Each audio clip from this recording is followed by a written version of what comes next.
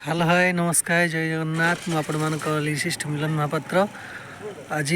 बहुत सुंदर मुहूर्तटे आज आम ऑफिस तरफ आम पिकनिक आसचु तो बहुत बढ़िया प्लेसटे मिली आमको टिके फांकालिया पूरा गाँवली माने फ्लेवर मिल आमको तो मुझे निश्चय देखी आगे एरिया विषय कहि आमे चाहिए अलग जगार करूँ से ही महलटा मिलनी जोटा कि गाँवली फ्लेवर तो निहाती आपण मानक देखी आमर जे कि दुष्मंत भाई टे नटखट स्टार्ट कर देइचंती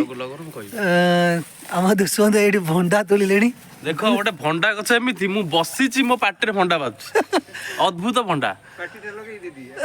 लगे देली खाईदब ना कौन तुम आम दुष्मंत भाई बहुत ही कॉमेडी करती आदि मुझे कहती गोटे कॉमेडी चैनल कर खाली कॉमेडी कर बहुत ही कॉमेडी भल लगे ऑफिस रे खाली धूम मचाती ये भंडा गछ देखो केते छोट गछ फार्म गछ भंडा है देखु ये आंब बौल देखो कि गछ सारा पूरा केमती पूरा पाखे माने हाथ भी बाजी जाऊँगी देखो एते माने माने बौल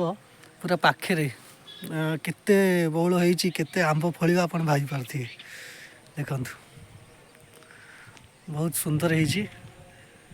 बहुत ही मन लोभा एपटे गाड़िया अच्छी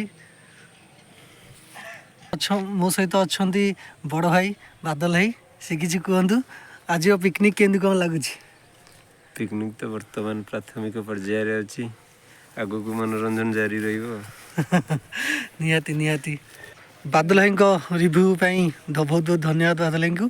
आमर समस्ते स्टाफ आसुँच आम 3 जन आगुआ पलि आसचु निहाती देखे प्लेसटा कौट कौन केमती हम देखु पिकनिक स्पॉटटा ये ही सब जिन आरेंजमेंट चलती चेयर टेबुल पड़ी सारे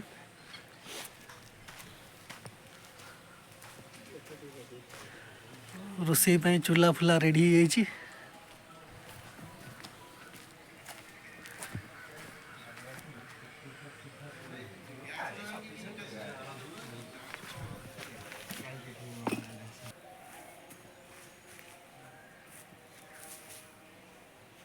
एपटे भी गोटे सुंदर गाड़ियाटी अच्छी एपटे भी सुंदर गाड़ियाटी अच्छी बैगण गछ लगी कदली गछ बहुत ही सुंदर भल परिवेश ये प्लेस टी हूँ गोविंदपुर पिपिली पुरी रोड पिपिली ठारू पिपिली टोल गेट पछकू 1 किलोमीटर भितर को 1-2 किलोमीटर भितर हम गोविंदपुर तो आपण मानक निहाती मोर ब्लॉग टी भल लगी